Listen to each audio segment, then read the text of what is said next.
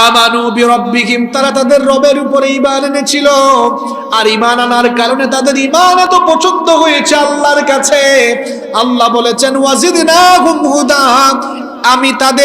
আমি তাদের জন্য হিদায়াত আরো বাড়িয়ে দিয়েছি। নবী করিম সাল্লাল্লাহু আলাইহি ওয়াসাল্লাম দুনিয়াতে আসার প্রায় 400 বছর আগের ঘটনা। কত বছর আগের? 400 বছর আগের ঘটনা। রোমান সাম্রাজ্যের অধিভুক্ত এক রাষ্ট্রের এক জালিম বাদশা ছিল। সেই জালিম বাদশার নাম ছিল দাকিয়ানুস। জোরে বলেন তো, নাম কি ছিল? দাকিয়ানুস বাদশা।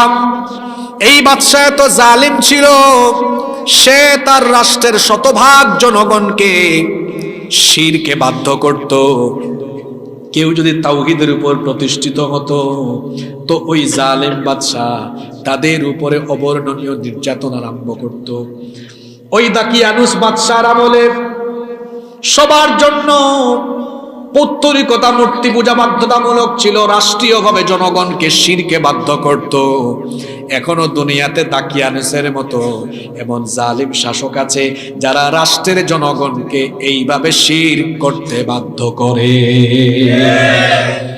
তার শাসনামলে বছরে একটা দিন ছিল রাষ্ট্রীয় উৎসবের দিন, মেলার দিন।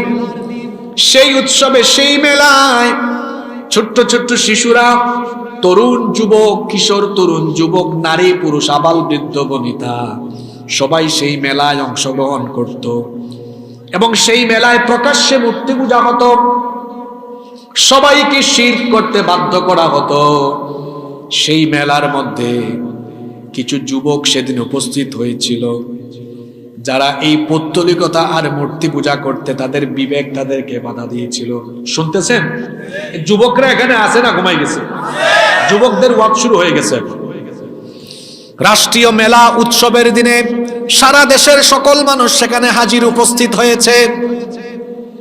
হঠাৎ করে মেলা থেকে একটা ছেলে, যুবক ছেলে উঠে গেল। যুবক ছেলেটা ওই মেলা থেকে উঠে মেলার প্যান্ডেলের বাহিরে বের হয়ে দূরে একটা গাছের নিচে সে গিয়ে বসে থাকলো। মনে মনে বলল, আহারে, আমার গোটা দেশের লোকেরা, জাতির লোকেরা না জেনে অজ্ঞের মতো আল্লাহর সাথে শিরক করছে, কিন্তু আমার বিবেক এটা বাধা দিচ্ছে, আমি এই শিরকের কাজ করব না। চুপচাপ থাকলো, কাউকে কিছু বলল না। গাছের ছায়ার নিচে বসে রইল। তাফসীর ইবনে কাসিরের ভেতরে ঘটনাটা ঠিক এইভাবে এসেছে। কিছুক্ষণ পরে হঠাৎ করে সেখান থেকে আরেকজন যুবক উঠে গেল। আরেকজন যুবক উঠে উৎসবস্থল ত্যাগ করে দেখলো একটা যুবক অদূরে একটা গাছের ছায়ার নিচে বসে আছে। ভাবলো, ওখানে যেহেতু একজন আছে, আমিও যাই, আমিও গিয়ে ওইখানে বসি। সেও গেল। হইল কয়জন? কিছুক্ষণ পর আরেকজন উঠছে, উঠে সেও গেল। হইল কয়জন? এইরকম করে উঠতে উঠতে মোট 7 জন উঠলো। 7 জন যুবক ওই গাছের ছায়ার নিচে বসে রইল। জুড়ে বলেন কয়জন? 7 জন বসে আছে, কিন্তু কেউ কারো সাথে কথা কয় না, কেউ কারো সাথে কথা বলে না। কথা না বলে কি বেশিক্ষণ থাকা যায় নাকি? বেশ কিছু সময় অতিবাহিত হলো। যেই ছেলেটা প্রথম এসেছিল সে বাকিদেরকে প্রশ্ন করলো, কি ব্যাপার, মেলা থেকে তোমরা উঠে আসছো কেন? তখন বাকিরা উত্তর না দিয়ে বলে, আমরা উত্তর দেওয়ার আগে এই উত্তরটা আপনি দেন, আপনি কেন আসছেন? আমাদের উত্তর জানিয়েন পড়ে, আপনি আসছেন কেন? ওইটা আগে বলেন। এখন প্রথম জন ভাবলো, আমি যদি উত্তর না দিই এরাও উত্তর দিবে।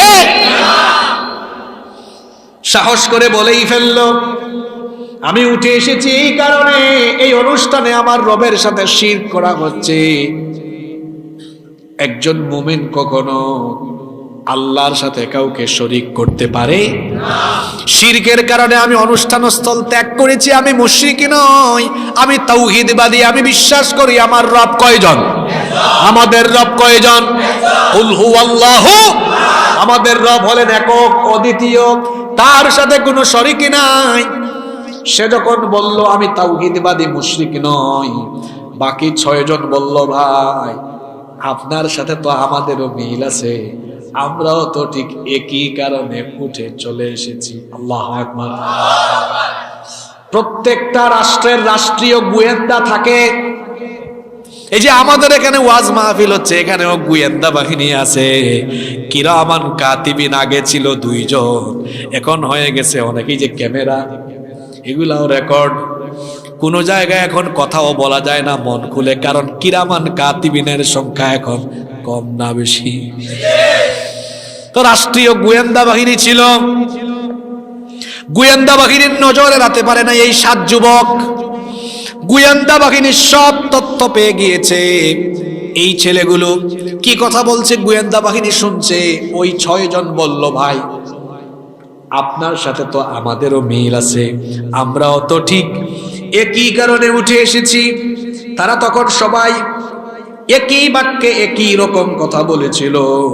তারা তখন কি বলেছিল? আল্লাহ সূরা কাহাফের 14 নম্বর আয়াত থেকে বলছেন, আল্লাহ তাআলা বলছেন, ওয়ারাবাতনা আলা কুলুবিহিম ইয ক্বামু ফাকালু রাব্বুনা রাব্বুস সামাওয়াতি ওয়াল আরদি লান নাদউ মিন দুনিহি ইলাহা লাকাদ কুলনা ইদান শাতাতা। আল্লাহ বলছেন, আমি তাদের অন্তরে ঈমানকে বদ্ধমূল করে দিয়েছিলাম, এজন্য তারা সেখান থেকে উঠে বলেছিল, আমাদের এই জাতি আল্লাহর সাথে শিরক করে, অথচ আমরা বলছি রব্বুনা রব্বুস সামাওয়াতি ওয়াল আরদ, আসমান সমূহ আর জমিনের মালিক যিনি আমাদের রব হলেন তিনি। লান নাদউ মিন দুনিহি ইলাহা, তাকে ছাড়া আমরা অন্য কাউকে ইলাহ হিসাবে গ্রহণ করব না। আমাদের এই মূর্খ মুশরিক সম্প্রদায়, মুশরিক জাতি আল্লাহর সাথে শিরক করে যা বলে আমরা সেভাবে বলবো না। লাকাদ কুলনা ইদান শাতাতা, যদি আমরা এমন কথা বলি তাহলে সেটা হয়ে যাবে গর্হিত কথা। তারা আরো বলেছিল, হাউলাই কওমুন ইত্তাখাযু মিন দুনিহি আলিহা লাউলা ইয়াতুনা আলাইহিম বিসুলতানিন বাইয়িন ফামান আযলামু মিম্মান ইফতারা আলাল্লাহি কাযিবা। তারা বলেছিল, আমাদের এই সম্প্রদায় এমন কিছুকে তারা উপাস্য বানিয়েছে যাদের কোনো ভিত্তি নাই, তাদেরকে যারা উপাস্য বানিয়েছে, যদি প্রমাণ থাকে তো প্রমাণ নিয়ে আসুক। মুশরিকদের কোনো প্রমাণ থাকে না, এবং ইবাদতে যারা বেদাত করে তাদের কোনো প্রমাণ থাকে না। এদের যুক্তি হলো একটা, আমাদের পূর্বপুরুষরা করেছে এই জন্য আমরাও করি। যারা মুশরিক আল্লাহর সাথে শিরক করে আর দিনের ভেতরে যারা নতুন নতুন ইবাদতের আমদানি ঘটায়, এদের কাছে যুক্তি একটাই, আমাদের বাপ দাদা করছে, আমাদের বুজুর্গ করেছে, উনি করেছে, ইনি করেছে, তিনি করেছে, এজন্য আমরাও করি, কিন্তু কোরআন সুন্নাহর কোনো দলিল নাই।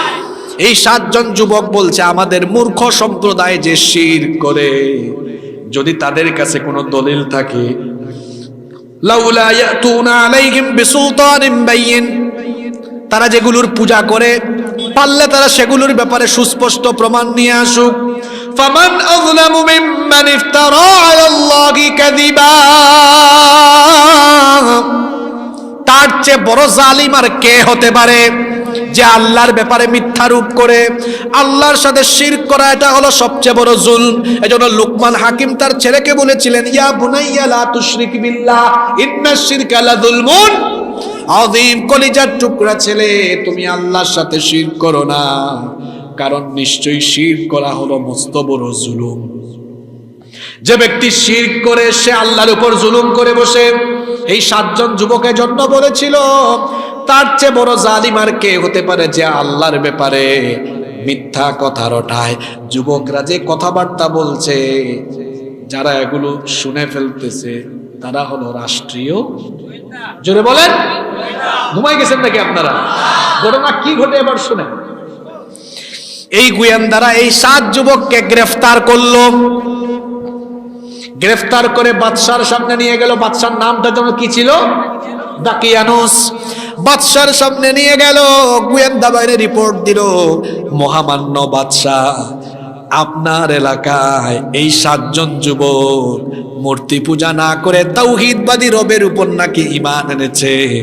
তখন বাদশাহ ওই 7 জন যুবককে বলল, যা বলা হচ্ছে মামলায় যে অভিযোগ আছে, অভিযোগ কি সত্য না মিথ্যা? যুবকরা তখন ভয় পেয়ে কি চুপ হয়ে গেছে নাকি? কথা বলেন, কয়জন? বাদশা যখন জানতে চেয়েছে, যুবকরা তখন বলল, যা বলেছেন সত্য শুনেছেন, আমরা যার উপরে ঈমান এনেছি তিনি কে? কি শিখলেন এখান থেকে? গোটা দেশ একদিকে আর 7 জন অনুকূল না প্রতিকূল? জোরে বলেন। সত্যের পথে, দিনের পথে কখনো প্রতিকূল পরিস্থিতিতেও চুপচাপ থাকা যাবে না।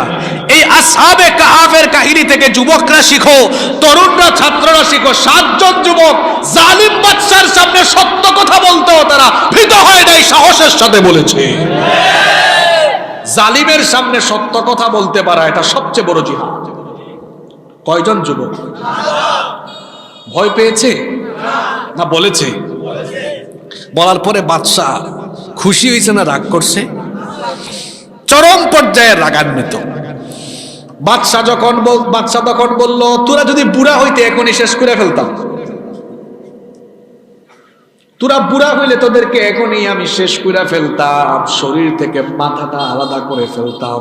কিন্তু তোরা তো তরুণ, তোরা যুবক, এই জন্য তোদেরকে মারলাম না। মনে হয় আবেগের বশবর্তী হয়ে তোরা এই সিদ্ধান্ত নিয়েছিস।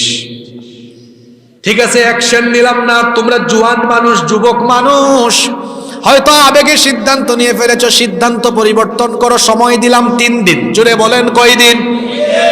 3 দিনের ভিতরে তোমাদের এই সিদ্ধান্ত পরিবর্তন করো। আমার দেশের আইন যেভাবে ছিল সে আইন মেনে তোমরাও পৌত্তলিক হও, মূর্তি পূজারী হও, তাওহীদ ছাড়ো, নইলে 3 দিন পরে খবর আছে। এই 7 জন যুবক এবার চুপচাপ বের হয়ে গেল। বের হয়ে একজন আরেকজনের সাথে কথা বলছে, ভাই আমরা তো 7 জন একদিকে, গোটা দেশ আরেকদিকে। এখন আমরা তো গোটা দেশের বিরুদ্ধে লড়াই করতে পারবো না। একদিকে লড়াই করতে পারবো না, অন্যদিকে বাদশার এই প্রস্তাব মেনে নিয়ে আমরা মুশরিক হতে পারবো না। আমরা ঈমানও ছাড়তে পারবো না, লড়াইও করতে পারবো না। এই কথাটা ভালো করে বুঝেন, ঈমানও ছাড়তে পারবো না, লড়াইও করতে পারবো না। যাব আমরা কোন দিকে? আমরা তো মরে গেলেও ঈমান ছাড়তে পারবো না, কারণ একজন ঈমানদারের সবচেয়ে বড় সম্পদ হলো ঈমান। টাকা পয়সা চলে গেলে টাকা পয়সা পাওয়া যায়, টাকা পয়সা হারিয়েও যদি দুনিয়া থেকে গরিব হয়ে চলে যান, জাহান্নামে যাবেন এমন কোনো কথা কুরআন হাদিসে। তো ঈমান হারা হয়ে গেলে, ঈমান হারা অবস্থায় দুনিয়া থেকে চলে গেলে জান্নাত নসিবে জুটবে?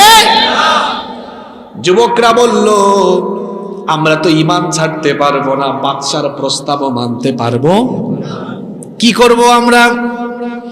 তখন তারা সিদ্ধান্ত নিল, তাহলে আমরা এই ঈমানের জন্য নিজের পরিবার আমরা ছেড়ে দিব, ঈমানের জন্য নিজের গ্রাম ছেড়ে দিব, এলাকা ছেড়ে দিব, ভিটা মাটি, জায়গা জমি, ব্যবসা বাণিজ্য সবকিছুর মায়া ছেড়ে দিব, তাও আমরা ঈমান আমরা ছাড়বো না।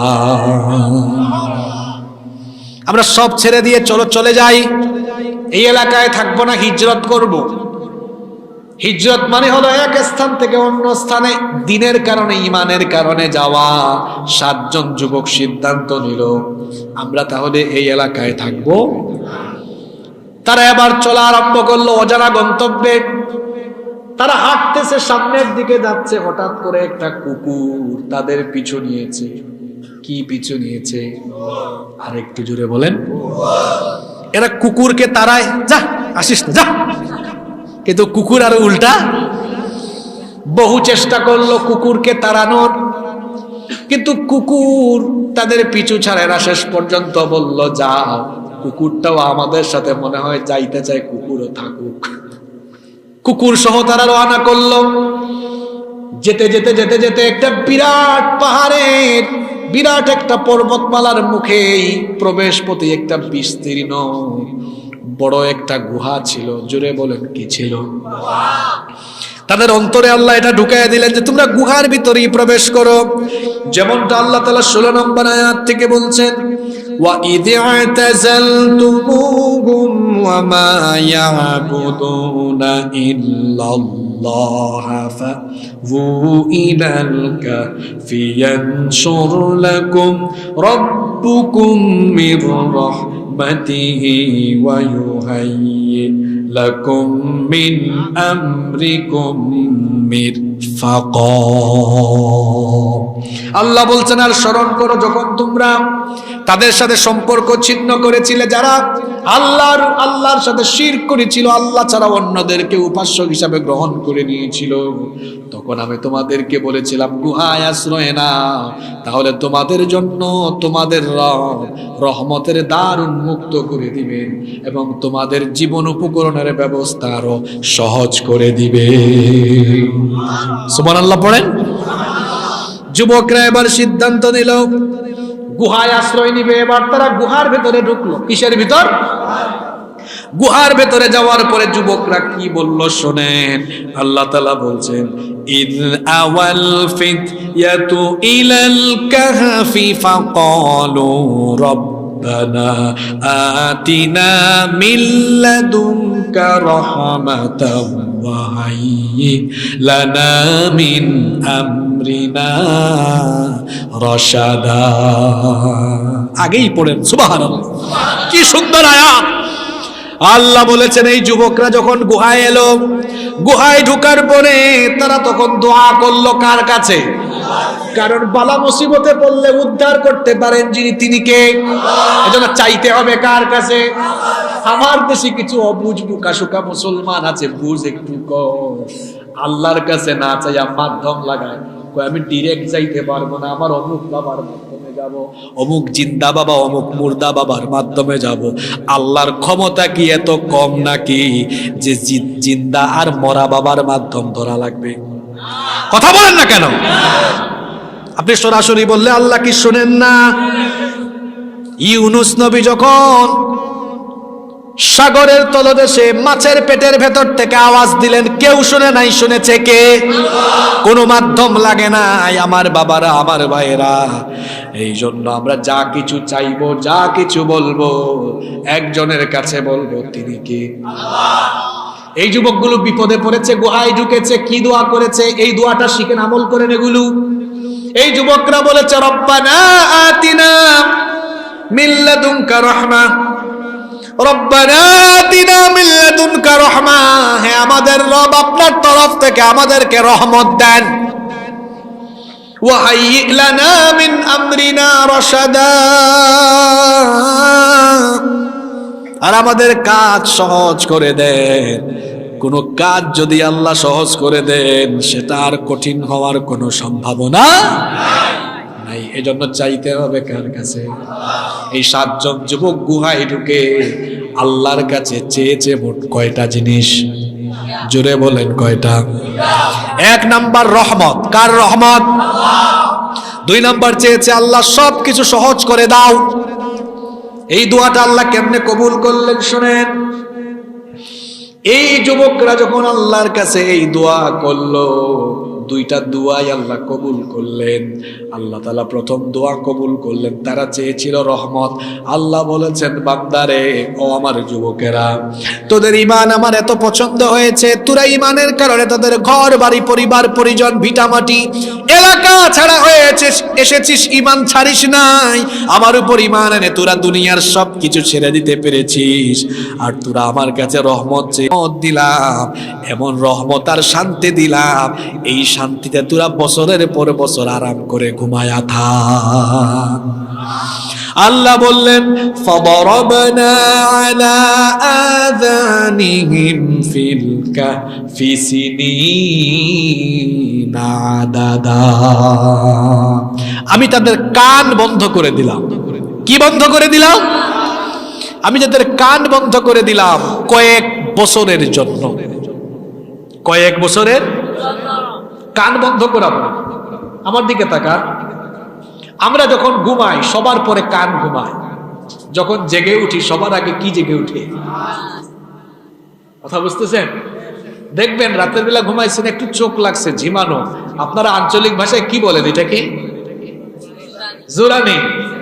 আমার বাড়িতে সিলেটে, সিলেটে বলে উঙ্গানি।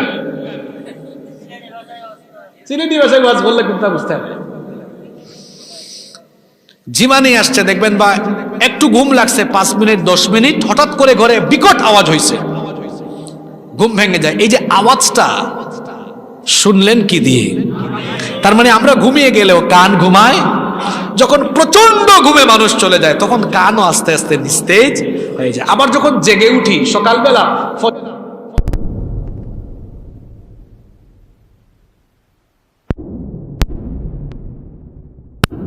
এটা জিনিস 1 নাম্বার চাইছে রহমত। এত রহমত দিলাম, কান বন্ধ করে কয়েক বছরের জন্য ঘুম পাড়ায় রাখলাম। সুবহানাল্লাহ কইতে ইচ্ছা করে না?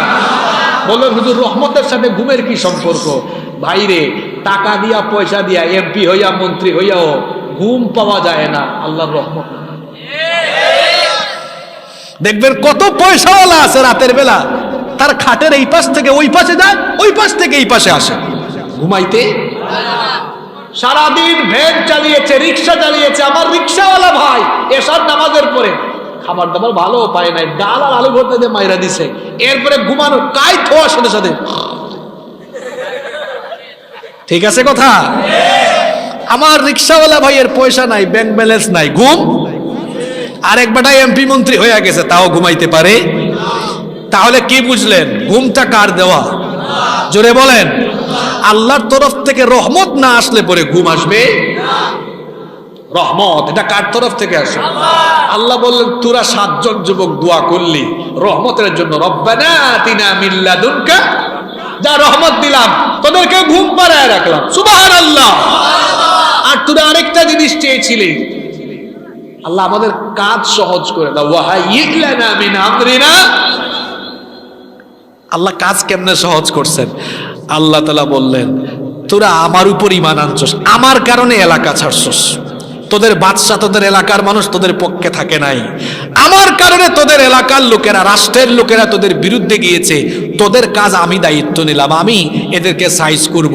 এবং শুনেন, পরবর্তী 309 বছর এরা ঘুমিয়েছিল, এই 309 বছরে আল্লাহ তাআলা তার অসীম কুদরত দিয়ে গোটা রাষ্ট্রের মানুষকে তাওহীদবাদী বানিয়ে দিয়েছে। দুইটা দোয়া কবুল হয়েছে কি হয়নি? জোরে বলেন, হয়েছে কি হয়নি? আল্লাহ এরপরে কি করলেন শুনেন। নবীজিকে আল্লাহ বললেন, ও নবী, এরা আপনার কাছে ওই ঘটনাটা শুনতে চায়। এরা যখন গুহায় ঘুমিয়ে গেল, গুহায় তারা ঘুমিয়ে যাওয়ার পরে ঘুম যেন না ভাঙে, ঘুমে যেন কোনো ডিস্টার্ব না হয়, এই জন্য আমি কি করেছিলাম? আল্লাহ তাআলা বলছেন, ওয়াতারাশ শামসা ইযা তালাআত তাযাওয়ারু আন কাহফিহিম যাতাল ইয়ামিনি ওয়া ইযা গরাবাত তাকরিদুহুম যাতাশ শিমালি ওয়া হুম ফি ফাজওয়াতিন মিন। গুহার মুখ দিয়ে যদি সূর্যের আলো ঢুকে, সূর্যের আলো তাদের গায়ে লেগে যাবে, ঘুমে ডিস্টার্ব হবে, ঘুম ভেঙে যেতে পারে। এই জন্য আমার এই 7 জন ইমানদার যুবকের ইমান আমার কাছে এত পছন্দ হয়েছে, আমি সূর্য পূর্ব দিক থেকে উঠালে একটু ডান দিকে কাত করে উঠাতাম, সূর্য ডুবানোর সময় বাম দিকে কাত করে ডুবাতাম, যাতে সূর্যের আলো তাদের গায়ে লেগে ঘুম ভেঙে না যায়। আপনি আল্লাহর হয়ে যান, আল্লাহ সবকিছু আপনার বানায় দিবে। সুবহানাল্লাহ কইতে ইচ্ছে করে না? আমরা কার হয়ে যাব? জোরে বলেন। আল্লাহ তাআলা বললেন, ও নবী, ওয়া তাহসাবুহুম আইকাযা, আপনি তাদেরকে দেখলে আপনার কাছে মনে হতো তারা ঘুমন্ত না, তারা জাগ্রত। ওয়া হুম রুকুদ, কিন্তু তারা আসলে ছিল ঘুমন্ত। কারণ তারা কিছুক্ষণ পর পর ওয়া নুকাল্লিবুহুম যাতাল ইয়ামিনি ওয়া যাতাশ শিমাল, ডানে কাত দেয়, বামেও কাত দেয়। কারণ চিত হয়ে শুয়ে থাকলে পোকামাকড় তাদেরকে ডিস্টার্ব করবে, অথবা মাটি তাদেরকে গিলে খেতে পারে লম্বা সময়। এই জন্য মাঝে মাঝে ডান কাত বাম কাত দিয়েছে। কোনো মানুষ দেখলে ভাবতো ঘুম আসতেছে না, এই জন্য ছটফট ছটফট করতেছে। হয়তো আপনি দেখলে আপনিও ভাবতেন তারা জাগ্রত, কিন্তু আসলে তারা ঘুমন্ত। তাদেরকে ঘুম পাড়িয়ে রেখেছেন যিনি, তিনি কি? শুধু তাই না, তাদের সাথে একটা কুকুরও ছিল। ওয়াকালবুকুম বাসিতুন যিরাইহি বিল ওয়াসিদ। ওই কুকুরটা গুহার মুখে দুই পা দুদিকে দিয়ে জিহ্বাটা বের করে কুকুর ওই 7 যুবকের পাহারায় দাঁড়িয়ে গেছে। আল্লাহু আকবার। এই রকম করে আল্লাহ যুবকদেরকে ঘুম পাড়িয়ে রাখলেন কত সময়? আল্লাহ বলছেন ওয়ালা বিসু ফি কাহফিহিম 300 সিনিনা ওয়াজদাদু 9। এই রকম করে এই 7 যুবককে আমি 309 বছর ঘুম পাড়িয়ে রাখলাম। কত বছর? এটা কি স্বাভাবিক না অস্বাভাবিক ঘটনা? কত বছর? 309 বছর পরে আল্লাহ এদের ঘুম ভাঙাইলেন। আপনারা কি আছেন না গেছেন? আমি কিন্তু শেষ দিকে চলে আসছি, আর 7-8 মিনিট ধৈর্য কুলাবেন আপনাদের? সবাই আছেন তো? আল্লাহ ঘুম ভাঙাচ্ছেন এখন কত বছর পরে? 300। আল্লাহ তাআলা বলছেন ثم بعثناهم لنعلم أي الحزبين أحصى لما لبثوا أمدا। অতঃপর আমি তাদেরকে জাগ্রত করলাম যেন জেনে নিতে পারি তাদের মধ্যে কে সঠিক সংখ্যাটা নিরূপণ করতে পারে, মানে কত বছর ঘুমায়েছিল দেখি এরা কে এটা ভালো বলতে পারে। এরা ঘুম থেকে যখন উঠলো, এরা আসলে গুহায় ঢুকেছিল সকালবেলা, আর যেদিন 309 বছর পরে আল্লাহ ঘুম ভাঙিয়েছেন সময়টা ছিল বিকালবেলা। গুহায় ঢুকেছিল সকালবেলা না বিকালবেলা? 309 বছর পরে ঘুম ভেঙেছে সকালবেলা না বিকালবেলা? ঘুম ভাঙার পরে একজন আরেকজনকে জিজ্ঞেস করে, কি জিজ্ঞেস করে শুনেন, আল্লাহ তাদের কথোপকথন কোরআনে কারিমে উঠায়া দিয়েছেন। ক্বালা কাইলুম মিনহুম কাম লাবিসতুম। একজন আরেকজনকে জিজ্ঞেস করে কত সময় আমরা ঘুমিয়েছি। একজন তখন তাদের মধ্যে জবাব দিল, ক্বালু লাবিসনা ইয়াওমান আও বা'দা ইয়াওম। কই মনে হয় একদিন ঘুমাইছি, অথবা দিনের কিছু অংশ। এই তো সকালবেলা গুহায় আসছি, তো এখন বিকাল, হয়তো কিছু সময় ঘুমাইছি। আরেকজন কয়ে না, মনে হচ্ছে আমরা লম্বা ঘুম দিছি, একদিন হইতে পারে। এরকম তাদের মধ্যে বিতর্ক সৃষ্টি হলো। কি সৃষ্টি হলো? যখন বিতর্ক আরম্ভ হয়ে গেল, তখন তারা বলল, ক্বালু রাব্বুকুম আ'লামু বিমা লাবিসতুম। আসলে আমরা কতক্ষণ ঘুমিয়েছি আমরা নিজেরাও জানি না, তর্ক কইরা লাভ নাই। কতক্ষণ ঘুমিয়েছি আমাদের রব জানেন, তিনি কে? ভাইরে তর্কাতর্কি বাদ দাও। ঘুমের থেকে উঠলে কি লাগে? জোরে বলেন। সকালে ঘুম থেকে উঠলে কি লাগে? দুপুরে একদম ভালো করে খায়া ঘুমায়। যখন বিকেলবেলা ঘুম থেকে উঠেই দেখবেন নাস্তা খোঁজে। ঘুম থেকে উঠলে ক্ষুধা লাগে কি লাগে না? এখন বলতেছে, ভাই চলো আমরা 7 জন তর্কাতর্কি না করি, পেটে কিছু দেই। তারা তখন বলল, চলো খাওয়া দাওয়া করা দরকার।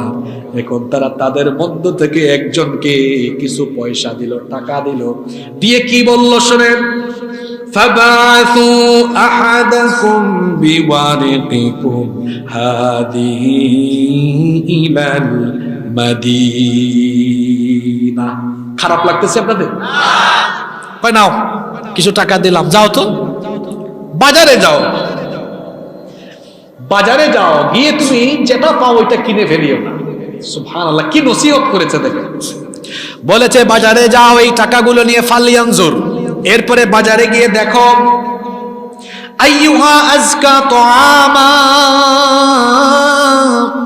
পবিত্র কোন খাবার আছে। এখান থেকে শিক্ষা হলো, টাকা থাকলেই হারাম খাওয়া যাবে না। টাকা থাকলেও আপনি হালাল খাবারটা খুঁজে খুঁজে খাবেন। কারণ হলো হালাল না খাইলে, রিজিক যদি হালাল না হয়, কোনো ইবাদত আল্লাহ কবুল করবে না। সাথীকে বলে দিল, যাও ভাই বাজারে যাও, গিয়ে দেখো পবিত্র খাবার দেখে কিনে নিয়ে আস। আর খবরদার একটু লুকাইয়া যাইও, মুখ টুক বাইন্দা যাও। কারণ আমরা কিন্তু আসামি না? বাদশা কি বলছিল 3 দিন পরে? তা আমরা যে এলাকা থেকে চলে আসছি, বাদশাও তো জানে না, এলাকার মানুষও জানে না। বাজারে যাচ্ছ, যাও, একটু সাবধানে যাইও, কারণ ইন্নাহুম ইয়াযহারু, যদি তারা তোমাদেরকে দেখে ফেলে, ইয়ারজুমুকুম, তাহলে তারা আমাদেরকে নিয়ে প্রস্তরাঘাত করে পাথর নিক্ষেপ করে মেরে ফেলবে। আও ইউইদুকুম ফি মিল্লাতিহি, অথবা তাদের ধর্মের উপরে তারা আমাদেরকে জোর করে নিয়ে যাবে। ওয়ালান তুফলিহু ইদান আবাদা, তখন কিন্তু আমরা আর আমাদের উদ্দেশ্য সফল করতে পারবো না। আছেন নাকি আপনারা? যাও ভাই যাও, সাবধানে যাই। এই লোক গুহা থেকে বের হইছে, বের হইয়া দেখে কি রে, এলাকা দেখে একটু কেমন কেমন জানি লাগে। কত বছর পরে বের হইছে, সে কি জানে? করাইয়া গুনা আজ থেকে 10 বছর আগে এরকমই ছিল না আর এক রকম ছিল? 50 বছর আগে চকরিয়া এরকম ছিল না অন্যরকম ছিল? ছিল কি ছিল না? এখানে সভাপতি সাহেব আছেন, 20-30 বছর আগে এই এলাকা কেমন ছিল আর এখন কেমন হয়েছে? পরিবর্তন হয় সময়ের সাথে, সবকিছু পরিবর্তন। এলাকা বাদ দেন, 10 বছর আগে আপনি কেমন ছিলেন? এখানে তরুণ যারা আছো, তোমরা এরকম লেদা ফেদা ছিলা, ছোট ছিলা। 10 বছর আগে আমিও নিজেই, আমারও তো দাড়ি মুছো ছিল। সময়ের সাথে সাথে মানুষেরও পরিবর্তন হয়, পরিবেশের, সমাজের, এলাকারও পরিবর্তন। গুহা থেকে বের হয়ে কি রে, এলাকা দেখি সব অচেনা অচেনা লাগে, কেমন কেমন জানি লাগে। তো পরে ভাবছে মনে হয় আমি ঘুম থেকে উঠছি দেখে এমন এমন লাগতেছে। সামনে যাচ্ছে, দেখছে যত সামনে যায় তত সবকিছু ভিন্ন ভিন্ন লাগে। নিজের তো মুখ ঢাকা, এখন দেখে হায় হায় হায়, শুধু যে এলাকা অন্যরকম লাগে সেটা না, মানুষও তো অন্যরকম। আমার না হয় মুখ ঢাকা, আমাকে কেউ চেনে না, কিন্তু আমার গ্রামের করিম চাচা কোথায়, রহিম চাচা কোথায়, আব্দুর রব কোথায়, আমার বন্ধু আব্দুল সালাম কোথায়? মানে আমি একটা উদাহরণ দিচ্ছি। সে যাদেরকে দেখে গুহার ভিতরে গিয়েছিল, এলাকার কাউরে দেখে সব নতুন মুখ, বুড়া মানুষও নতুন, জোয়ান মানুষও নতুন, শিশুরাও। ওই কি রে, এলাকার মানুষ কোথায়? সব থেকে নতুন নতুন, কাউরে আমি চিনি। চিনবে কেমনে? কারণ মাঝখানে 7-8টা জেনারেশন সে তো জানে। ভাবছে হয়তো বা ভিনদেশি মানুষরা আমাদের এলাকায় ঘুরতে, চিন্তা করতেছি অন্যরকম লাগে কেন, লাগে কেন? যেতে যেতে যেতে যেতে বাজারে গেছে। কোথায় গেছে? এই বাচ্চারাও শোনো, ইন্টারেস্টিং কাহিনী। বাজারে গিয়ে দোকানদারের কাছ থেকে বিভিন্ন জিনিসপত্র কিনছে। জিনিসপত্র কেনার পরে, খাবার দাবার কেনার পরে দোকানদারকে আমরা কি দেই? জোরে বলেন। আচ্ছা, আজ থেকে 20 বছর আগের মুদ্রা আর এখনকার মুদ্রা কি সেম? আমার বয়স তো খুব একটা বেশি না, 29 বছর। আমিও ছোটবেলায় 10 পয়সা 20 পয়সা দেখেছি। এই বাচ্চারা তোমরা গেলে দেখছো 10 পয়সা 20 পয়সা 25 পয়সা দেখো না। আবার আমাদের চাচারা এখানে যারা আছেন, আপনারা হয়তো, আমি আমার বাবা থেকে শুনেছি 2 টাকা নিয়ে নাকি বাজার করলে পুরা রিক্সা ভ্যান নাকি তারা তখন ভরে ফেলতে পারত। একটা সময় ছিল কি ছিল না? 20 বছর আগের মুদ্রা আর এখনকার মুদ্রা কি একরকম? আমরা যখন পাকিস্তান পিরিয়ডে ছিলাম তখন মুদ্রা একরকম, ব্রিটিশ পিরিয়ডে যখন ছিলাম তখন ছিল মুদ্রা আরেক রকম। মুদ্রা তো পাল্টে যায় সময়ে সময়ে, মুদ্রার প্রিন্ট পাল্টে যায়, মুদ্রার ধরনও পাল্টে। এই লোক খাবার নেওয়ার পরে দিছে কি? টাকা, মুদ্রা, রৌপ্য মুদ্রা দিয়েছে। কি দিয়েছে? কয় বছর আগে? জোরে বলেন। ওইটা কি তখন চলে? এই লোক টাকা দিয়ে চলে যাচ্ছে, মুখটুক বান্ধা। দোকানদার বলে, এই মিয়া পয়সা, পয়সা দিয়া দাও। কয় দিলাম না। কয়টা কি দিছে? এদিকে আসেন। কয় পয়সাই তো দিছি।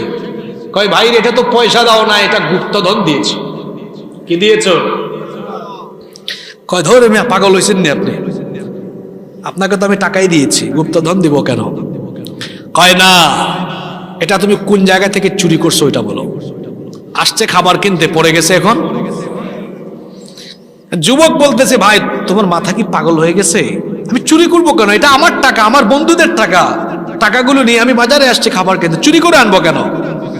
এটা আমাদের টাকা। কয় সত্যি করে বলো কোথা থেকে চুরি করছো? হয় চুরি করছো নইলে কোনো জাদুঘরে এই মুদ্রা রাখা ছিল, তুমি সেখান থেকে এটা চুরি ডাকাতি করে তোমরা? কয় আল্লাহর কসম ভাই, এটা আমাদেরই, চুরি করি নাই, ডাকাতিও করি নাই।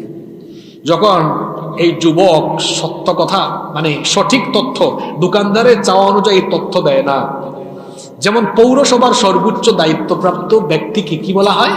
স্থানীয় সরকারের প্রতিনিধি, যিনি মেয়র বলা হয়। সিটি কর্পোরেশনেও কি থাকে? মেয়র থাকে। সেই যুগে শহরের প্রধান কর্তা ব্যক্তিকে বলা হতো নগর কোতোয়াল। নগর, এই দোকানদার ডাক দিছে নগর কোতোয়াল, মানে মেয়র আর কি, ডাক দিয়ে আনছে, কয় মাননীয় কোতোয়াল সাহেব দেখেন 309 বছর আগে, এই প্রায় 300 বছর আগে মুদ্রা দিয়েছে, এটা কই পাইছে সঠিক তথ্য? এখন যুবক আবারও তর্ক করছে, আরে ভাই আপনি আবার বলেন, কি বলেন এগুলো আপনি? আর উনি কিভাবে নগর কোতোয়াল হয়? আমি তো নগর কোতোয়ালকে চিনি, উনি নগর কোতোয়াল। মানে যুবকের ভাবনা, আমি তো গুহা থেকে ঢুকার আগে দেখলাম একজন, আরেকজন কেমনে, এটা না, সে তো আর জানে না মাঝখানে যে এত বছর চলে। নগর কোতোয়াল বললো, হায় হায়, এটা তো অনেক আগের মুদ্রা।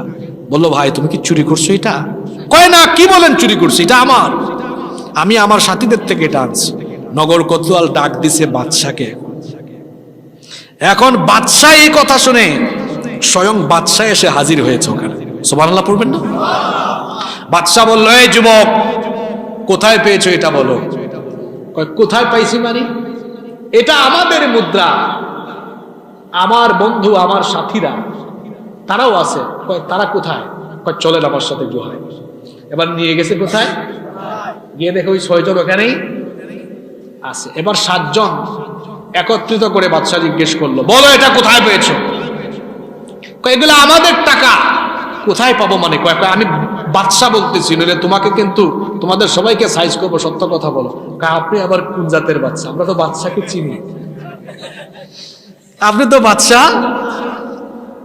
এখন বাদশার আশেপাশের লোকজন বলে, দেখো ফাইজলামি করতে করতে বাদশা নিয়েও ফাইজলামি। তখন এই 7 জন বলতেছে, মোটেও ফাইজলামি না, এগুলো আমাদের পয়সা, আমাদের বাদশাকে আমরা ভালো করেই চিনি, আমাদের বাদশা আমাদের বন্ধু না, আমাদেরকে পাইলে কি করবে? সাইজ করবে। উনি বলছে আমরা 3 দিনের মধ্যে তার কথা না শুনলে তিনি আমাদেরকে মৃত্যুদণ্ড দিবেন। তখন এই বাদশা বুঝছে ঘটনা কোনো একটা। বাদশা তখন তার অফিসের স্টাফ কর্মচারীদেরকে ডাকলো, বললো এদের কথা শুনে লাভ নাই, কিছুই বুঝতেছি না এদের কথা, তোমরা আমার পূর্ববর্তী বাদশাদের ফাইল তলব করো অফিসে, দেখো তো পূর্ববর্তী বাদশাদের আমলে এমন কোনো মামলা পাওয়া যায় কিনা। অফিসের কর্মকর্তারা আবার খোঁজাখুঁজি আরম্ভ করছে। খুঁজতে খুঁজতে খুঁজতে খুঁজতে 300 বছর আগে দাকিয়ানুসের আমলের একটা ফাইল পাওয়া গেছে, যেখানে 7 জনের নামে মৃত্যুদণ্ডের মামলা। এবার এরা এনে বলে, স্যার এই যে পাইছি এই 7 জনের নামে। এবার উল্টায় দেখে ফাইল ঠিকই। বাদশা তখন এদেরকে বলল, তোমরা যে মুদ্রা দিয়েছো এটা দাকিয়ানুসের আমলের মুদ্রা। দাকিয়ানুস তো আরো 300 বছর আগের শাসক, আমি তার পরবর্তী কয়েকজনের পরবর্তী শাসক, কিন্তু তোমরা 309 বছর ধরে গুহায় আসো কেন? কি আর 309 বছর, আমরা সকালে আসছি মাত্র, ঢুকলাম সকালে, এখন হয়েছে বিকাল, হয়তো বেশি হইলে বেশি ক্লান্ত ছিলাম, হয়তো গতকাল সকালে আসছি, আজকে বিকালে, একদিন ঘুমাইছি টানা, একদিন বা আধা দিন হইতে পারে, কি আর 309? কয় না, তোমরা আসলে কয়েকশো বছর ঘুমেই ছিলা, তোমরা টের পাও নাই। সুবহানাল্লাহ পড়বেন।